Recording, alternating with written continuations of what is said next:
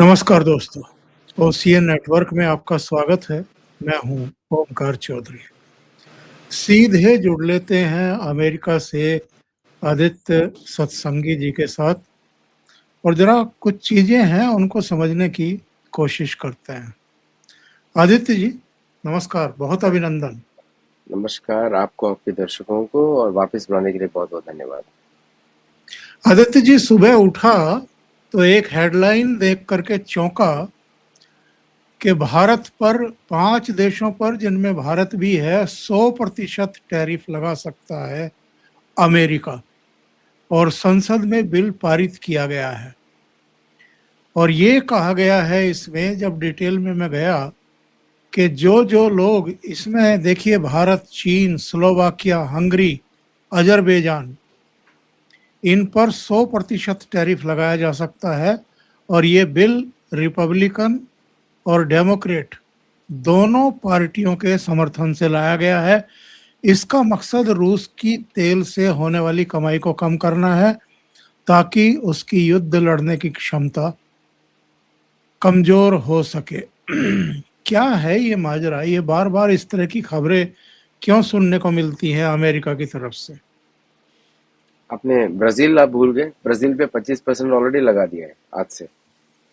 Okay. और Marco Rubio ने announce किया है। एक्चुअली क्या है कि ये पुराना इकोनॉमिक मॉडल है अमेरिका का। डॉलर, पेट्रो डॉलर को मेंटेन करने के लिए पहले एयरक्राफ्ट कैरियर्स की जरूरत पड़ती थी। अभी एयरक्राफ्ट कैरियर्स इतने हैं नहीं, अब जरूरत पड़ती है टैरिफ की। और अल्टीमेटली प्लान क्या है कि America wants to earn, American government wants to earn. देखिए, अमेरिका में अमेरिकन गवर्नमेंट कुछ और होती है, अमेरिकन जनता अलग होती है। तो डोंट एवर गेट सरप्राइज कि अमेरिकन गवर्नमेंट जो है देश के हित के लिए काम करती है। American government works for American government employees, बस इतना होता है। तो ऐसा तो ये जो टैरिफ का इशू है वो बेसिकली ये है कि रशिया का पूरा एक्सपोर्ट्स रोका जाए और America becomes the sole provider of gas and energy in the world। इसलिए वेस्ट एशिया से वो ऐसी सिचुएशन क्रिएट करने वाले हैं कि हॉर्मुज स्ट्रेट से कुछ भी एक्सपोर्ट ना हो, गल्फ कंट्रीज जो भी एक्सपोर्ट करे वो सिर्फ अमेरिका को करे, and America will have a global distribution rights. ये उनका प्लान है, क्योंकि उनको मालूम है कि तेल की डिपेंडेंस दुनिया में सब जगह है। और तेल के बाद काम आएगा वाटर वॉर्स का, उसके बाद आएगा भोजन के युद्ध, वो भी होने वाला है। ये तीनों चीजें एक सीक्वेंस में आने वाली हैं। तो इसलिए अभी ये लोग ऐसा पॉलिसीज, ये सेनेटर जो है एक्चुअली जिनके बारे में आप बात कर रहे हैं, there are two who have cosponsored it. एक रिपब्लिकन और एक है डेमोक्रेट। और ये बाई पार्टीजन बिल है, जिसमें ये सारे जो चर्च के मेंबर्स हैं ये बोल रहे हैं कि अगर अमेरिका की रिस्पेक्ट बना के रखनी है तो America has to control all the choke points of trade.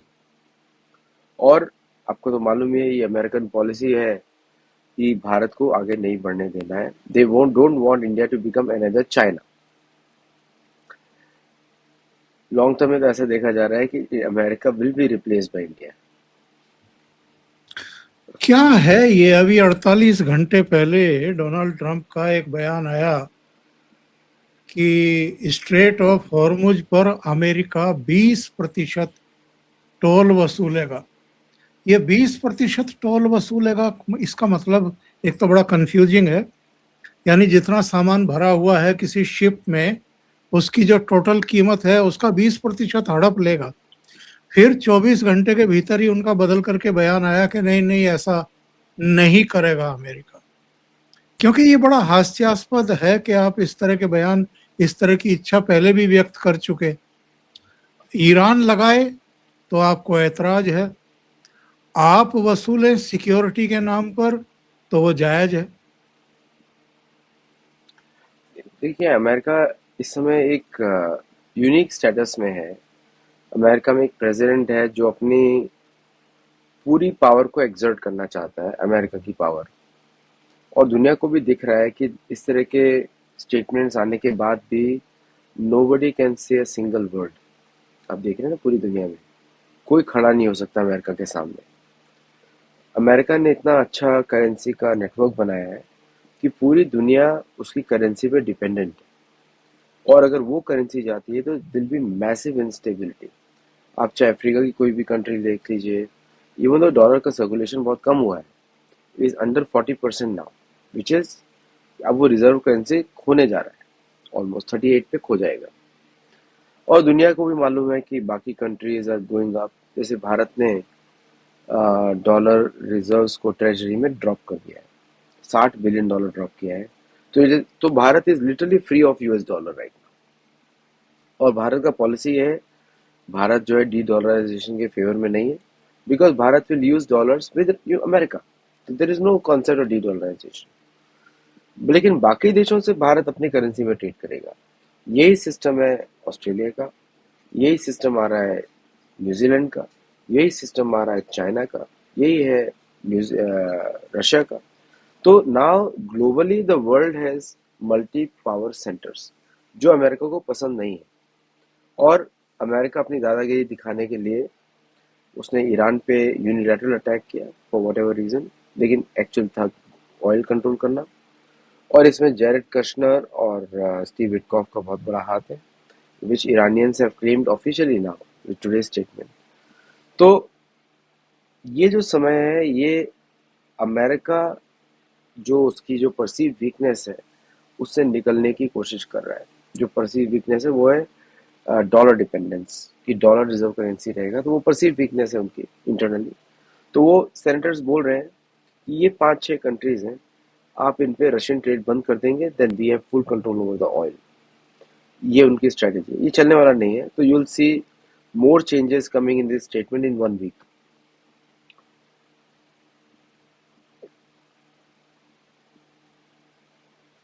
आपकी आवाज नहीं आ रही है। हाँ आदित्य जी, मैं ये कह रहा था कि ये जो अमेरिका बार बार एयर स्ट्राइक कर रहा है, कभी 120 ठिकानों पर, कभी 90 ठिकानों पर, कभी कितना, और इसके जवाब में जो आसपास के देश हैं, बहरीन है, कुवैत है, जॉर्डन वगैरह है, उन सब पर अब ईरान की तरफ से भी लगातार हमले किए जा रहे हैं। जॉर्डन ने दावा किया है कि हमने उसकी करीब 8 मिसाइलें गिरा दी हैं, उनको नाकाम कर दिया है। ये सब कब तक चलेगा? और एक जो बात कही जा रही है मीडिया में, आप इससे कितना सहमत हैं कि कहीं ये चीजें तीसरे विश्व युद्ध में परिवर्तित ना हो जाएं? देखिए, तीसरा विश्व युद्ध तो तभी होगा जब भारत इन्वॉल्व होगा। पहली बात तो ये, Bharat is out of it. आपको याद है कि आप तो इतिहास से जानते हैं कि यूरोपियन वॉर 2 और यूरोपियन वॉर 1 तब तक नहीं लड़ा गया ठीक से जब तक भारतीय सोल्जर्स नहीं जुड़े। तो आई डोंट थिंक कि भारत, चीन, रशिया इसमें जुड़ने वाले हैं। तो उसको मैं रिजेक्ट करता हूँ, unless some situation develops where Bharat is forced to participate. ऐसा कोई रेड फ्लैग ऑपरेशन करते हैं जो भारत को मजबूर करता है इसमें घुसने के लिए, और then it will be decisive for America. America will be out. तो अमेरिका नहीं चाहेगा कि भारत किसी अपोजिट साइड में जुड़े, भारत उसी की साइड में जुड़े, ये चाहेगा अमेरिका। नाउ कमिंग टू जो आप बात कर रहे हैं कि ये जो ट्रम्प की जो चेंजेस पॉलिसीज चेंज हो रही हैं। देखिए, ईरान ईरान युद्ध में in last 3 days were the heaviest attacks in the history. 3 CENTCOM commander ने बोला कि दे हैव अटैक्ड बंदर Abbas port and other ports on from all sides. इससे ज़्यादा हैवी अटैक्स कभी हुए नहीं है। एंड दे आर क्लेमिंग कि सब कुछ खत्म हो गया। 4 फ्रिगेट्स जो थे उनके, last of the 4 Soleimani class frigates, वो सब खत्म हो गए। लेकिन मैं इसको बिल्कुल अलग तरीके से देख रहा हूँ। सेंटकॉम का इतिहास है, उसने जब भी कुछ डिक्लेयर किया है वो पॉलिटिकल पॉइंट ऑफ व्यू से डिक्लेयर किया है, even though it's a military handle, जैसे उसने ऑफिशियली डिक्लेयर किया है इसमें। तो मुझे लग रहा है कि they are going in for the final push. अभी एक न्यूक्लियर सबमरीन भी पहुंची है और they want to threaten a nuclear strike. Almost Bushehr जो प्लांट है उनका, उस पर जो उन्होंने अटैक किया है, which is should be taken मतलब वो तो बहुत ही भयंकर अटैक है, because it can affect the weather in UAE and Bahrain, जो न्यूक्लियर प्लांट पे इन्होंने अटैक किया है। सो कहीं ना कहीं वर्ल्ड को इस पे कॉशन लेना चाहिए, कहीं ना कहीं बोलना चाहिए, किसी को खुल के बोलना चाहिए। आई थिंक ये टाइम है मोदी जी को भी बोलने का कि ये समय युद्ध का नहीं है, जैसे उन्होंने रशियन प्रेसिडेंट को बोला था। ये पब्लिकली बोलना चाहिए इनको, this is not an era of war, क्योंकि ये आउट ऑफ हैंड जा रहा है। भारत के लिए भी आउट ऑफ हैंड जा रहा है, दूसरों के लिए भी आउट ऑफ हैंड जा रहा है। लेकिन ओमकार जी, कहीं से कोई भी बात नहीं उठ रही है, कहीं से भी आप देखें, there is no opposition to this war official level पे। तो मुझे लग रहा है कि कहीं पे एक people want this war to go on for some other reason. Bharat ने भी अमेरिका को एक बार भी नहीं बोला है, यूक्रेन के लिए बोला था भारत ने। और कुछ लोग ऐसा भी क्लेम करते हैं कि मोदी जी की वजह से रशिया ने न्यूक्लियर अटैक नहीं किया यूक्रेन के ऊपर। लेकिन ये युद्ध जो है, आपका क्वेश्चन कब तक चलेगा? जब तक कि पूरी तरह से डॉलर रिप्लेस नहीं हो जाता विद द डिजिटल करेंसी।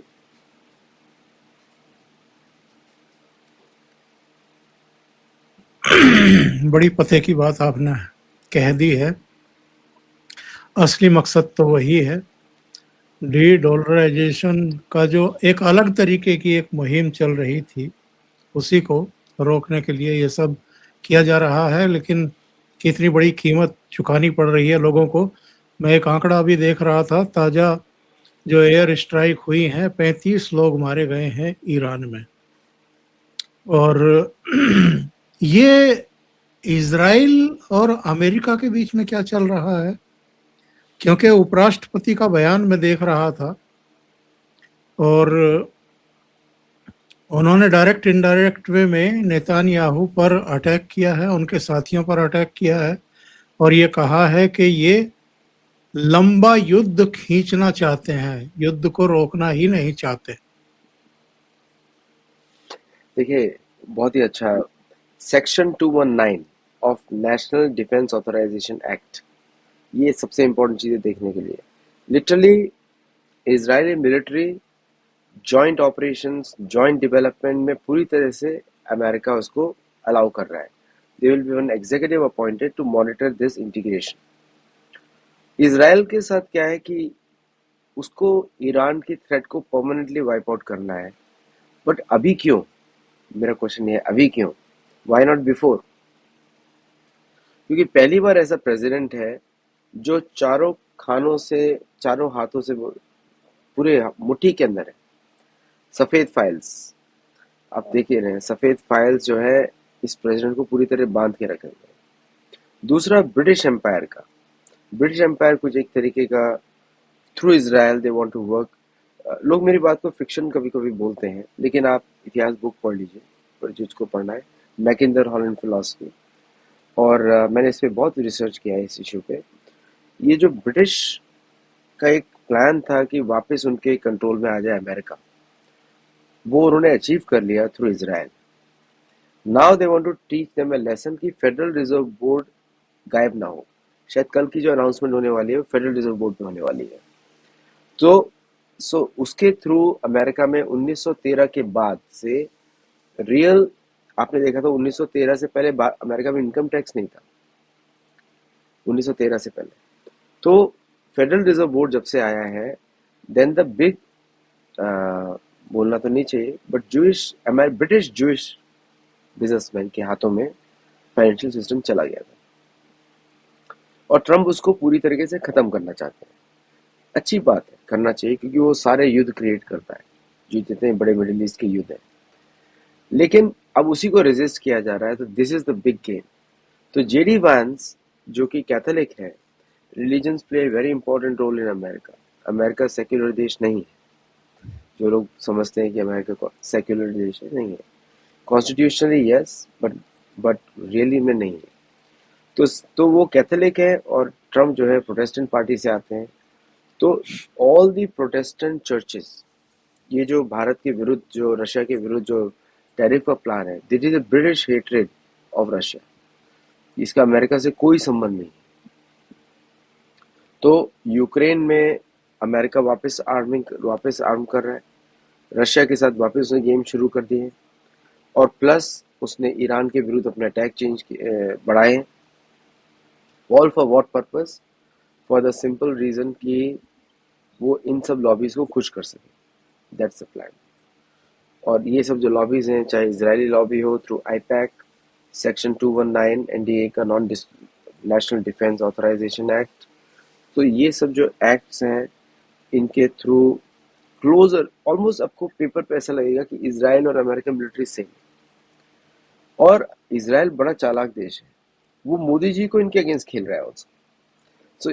तो उसने ये बोला कि आपने देखा, स्टेटमेंट देखा था नेतन्याहू का, Israel has a biggest approval rating in India. तो मोदी जी चुप रहे वहां पे बड़ा शांति से। तो देखिए, वो सब ठीक है, आप अपना देश को मैनेज करिए पहले। एक लिटिल एक मैसेज दिया उन्होंने, कोई वार्म ग्रीटिंग नहीं दिया वहां पे। तो ये इजराइल का गेम है कि play India against USA and USA against India. Bharat को इससे कोई संबंध नहीं है। तो इंडिया का स्ट्रेटेजी बड़ा क्लियर है, अगर ये वॉर एक्सटेंड होता है तो will focus on our national priorities. बिल्कुल सही बात आपने की है। आदित्य जी, थोड़ा सा एक दूसरे विषय पर चलते हैं। अभी अमेरिका के एक पूर्व नौसैनिक जॉर्डन ब्राउन को भारत नेपाल सीमा पर महाराजगंज में गिरफ्तार किया गया है। बिना वैध दस्तावेजों के नेपाल से इसने भारत में प्रवेश करने का प्रयास किया। 2026 में ही अमेरिकी नागरिक मैथ्यू वैन डाइक एनआईए के द्वारा गिरफ्तार किया गया और यह पूर्वोत्तर भारत और म्यांमार से जुड़े हुए जो ड्रोन नेटवर्क है और आतंकी साजिश है उसमें लिप्त पाया गया है।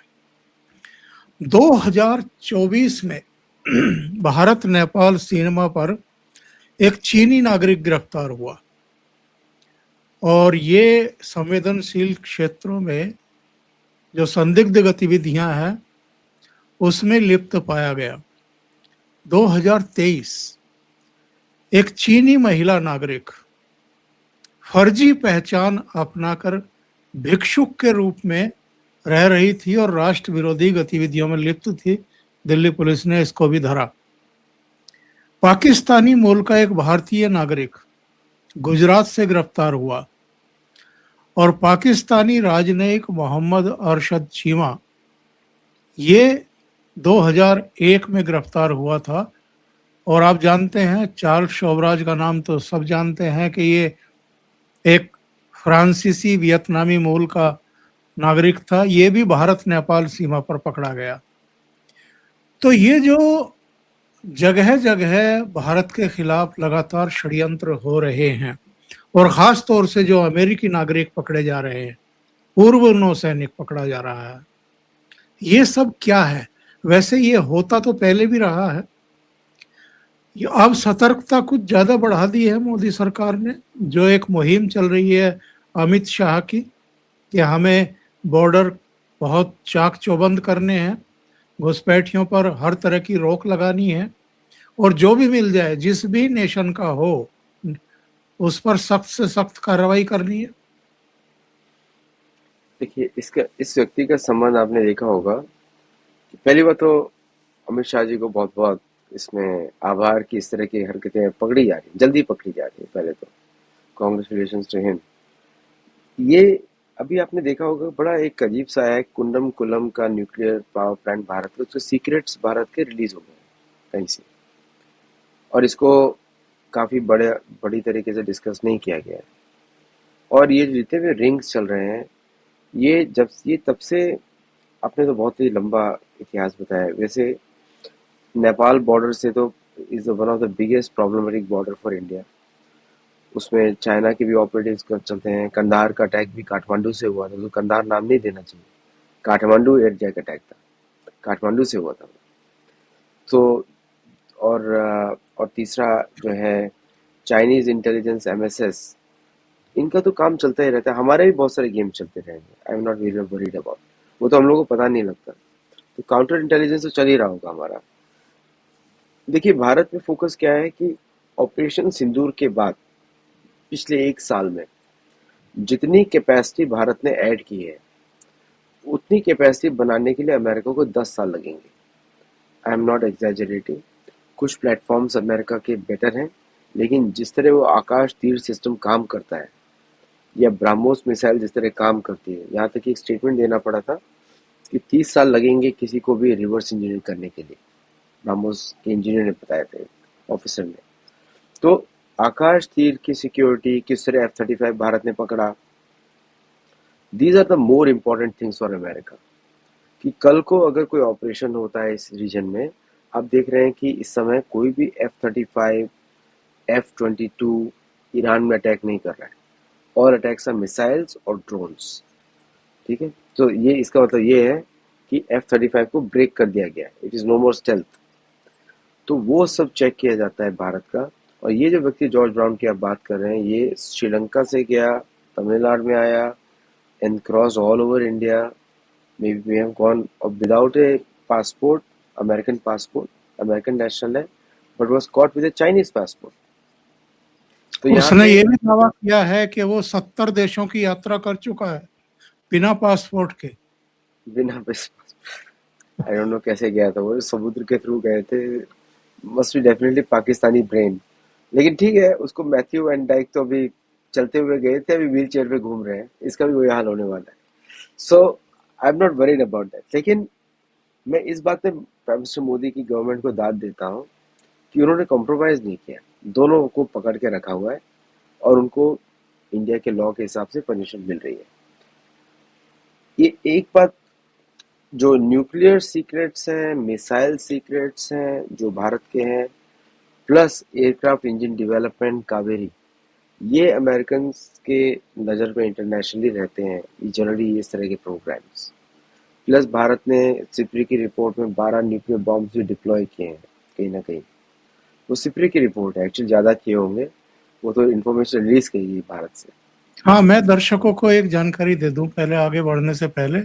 इसने पूछताछ में ये कहा है कि उसके पास पासपोर्ट था जो थाईलैंड में खो गया और उसके बाद ये श्रीलंका के रास्ते समुद्री मार्ग से भारत में दाखिल हुआ। यानी 70 देशों की यात्रा अगर की है तो फिर पासपोर्ट होगा। वो कह रहा है कि थाईलैंड में मेरा पासपोर्ट खो गया। तो थाईलैंड से श्रीलंका तो थाईलैंड में तो यूएस एम्बेसी है, वहां से क्यों नहीं लिया? और थाईलैंड में क्या कर रहे थे? Thailand is a hub of foreign intelligence actually. Thailand में सारी इंटेलिजेंस एजेंसीज मीट करती हैं। सो ये भारत के छोटा राजन गैंग और ये सब लोग थाईलैंड ही जाते थे। और राहुल गांधी भी थाईलैंड जाते हैं बाय द वे, बैंकॉक। काफी फेमस है उनका वहां पे और मलेशिया में। और और दुनिया भर को मलेशिया। मालूम, दुनिया भर को मालूम है कि थाईलैंड क्या है, not just a picnic spot, वहाँ पे एजेंसीज मीट करती हैं। और भारत का भी बहुत बड़ा प्रेजेंस है वहाँ पे, ऐसा नहीं कि भारत नहीं है। एक्चुअली इसमें उपकार जी, मैं इसमें जो देखता हूँ, ये बड़ा नेचुरल है इस तरह का स्पाई करना। मतलब अमेरिका ने भारत को सीरियसली लेना शुरू किया है। कांग्रेस के जमाने में तो वो गवर्नमेंट ही रिलीज कर देती इन्फॉर्मेशन, पहली बार उनको स्पाई करने की जरूरत पड़ रही है, and that's why they are बेचैन।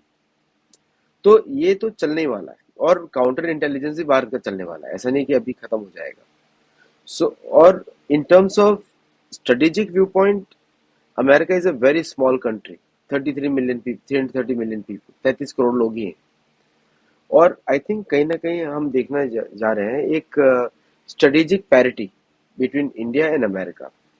तो एक तरीके से मैं हैप्पी हूं कि पकड़ा भी गया और अमेरिका ने भारत को सीरियसली लेना भी शुरू किया है। इसका मतलब we are doing something good, बिल्कुल। Something good. और इन लोगों का ये सील्स हैं, ये रेगुलर पीपल नहीं है, ये सील्स हैं, कोई स्ट्रेटेजिक फोर्सेस में है। They are known for espionage, destruction, counter intelligence, political manoeuvring. तो तो इनका इम्पैक्ट आएगा एंटी गवर्नमेंट इश्यूज, जैसे जैसे अमेरिका ने 2029 के लिए ऑलरेडी काम करना शुरू कर दिया इलेक्शंस के लिए, कि उनको 3-4 साल लगेंगे कि जब तक भारत का नेक्स्ट जनरल इलेक्शंस होगा। तो दे हैव स्टार्टेड वर्किंग। और ये सारे नेटवर्क्स जो हैं, आपने तमिलनाडु में देखा, बाकी जगहों पे देखा जहाँ पे नॉन बीजेपी गवर्नमेंट्स हैं, किस तरह मोदी जी के विरुद्ध प्रोग्राम्स बनाए जाए, that's what they are working on. Specifically बोलेंगे तो रिजीम चेंजिंग ऑपरेशंस। ये वही लोग करते हैं। मैथ्यू वैन डाइक भी वही करता है, आर्मिंग द मिलिटेंट्स। और ये भी उस फोर्स से, अमेरिका की 7 स्ट्रेटेजिक फोर्सेस होती हैं, ये उसमें से एक में से काउंटर। वैसे ऐसे लोगों को कुछ समय के लिए योगी जी को सौंप देना चाहिए। नहीं, मैथ्यू वैन डाइक तो क्या क्या हाल किया है पटियाला कोर्ट में, देखिए चल भी नहीं पा रहा है बेचारा। तो योगी जी को देंगे तो कुछ और भी हो जाएगा। फिर तो आने से पहले 10 बार सोचेंगे कि भारत में घुसा जाए कि नहीं घुसा। बेचारा विदाउट पासपोर्ट घुसा, वो भी तैर के घुसा। इवन मोर फनी, तैर के घुसना पड़ रहा है आजकल अमेरिकन को। शायद अमेरिकन को एक नोटिस भेजना चाहिए, please come through regular airports not through sea, ऐसे इन्फॉर्मेशन भेजना चाहिए। पाकिस्तानियों की तरह ना घुसे। पाकिस्तानी घुसेंगे तो गोली लग जाएगी। वो तो लगती ही है, अब तो वहाँ सरहद पार की नहीं कि इधर सेना और अर्धसैनिक बल जो है वो सीधे ऊपर का टिकट काटते हैं उनका। अमेरिकन को भी ऐसा मतलब कि जो भी लॉज हैं वैसे करें, इसको टैकल करें। एक एक चीज आपने देखी होगी, श्रीलंका में यूएस सेटअप ए स्पेस कमांड। उनको रडार्स दिए हैं टू लॉन्ग व्यू रखने के लिए for security of Sri Lanka. That was a very funny incident. तो ये बहुत सारे इंजीनियर्स घूम रहे होंगे, मेरे को पता नहीं कितने, अभी तो एक पकड़ा गया है, because they all go different ways, movies की तरह। एक पाकिस्तान के थ्रू जाएगा, इधर से जाएगा, उधर से जाएगा, कौन बाहर निकल गया कौन है, that we have to verify. लेकिन ये एक गंभीर घटना हुई है, जो परमाणु जो अपना ये विद्युत उत्पादन केंद्र है उसकी जो फाइलें लीक हुई हैं, ये बहुत गंभीर मामला है। 19,000 फाइल्स लीक। मुझे लगता है कि इस पर गवर्नमेंट ऑफ इंडिया काफी सीरियस होगी इस समय, ये छोटा मामला नहीं है। या इट विल बी, अलार्म्स रहेंगे, इंटरनली एक्शंस चल रहे होंगे ऑलरेडी। आदित्य जी, बहुत बहुत धन्यवाद आपका जुड़ने के लिए, इतना समय निकालने के लिए और बहुत महत्वपूर्ण मुद्दों को डिकोड करने के लिए। Thank you so much. Thank you, नमस्कार। और दर्शकों से निवेदन है, आपको ये चर्चा अच्छी लगी हो तो लाइक का बटन दबा दिया करें, वीडियो को शेयर करें, चैनल को सब्सक्राइब करें। और आदित्य जी के चैनल का नाम सत्योलॉजी है, आप उनको भी सहयोग करें और सब्सक्राइब करें। Thank you so much. Thank you, नमस्कार।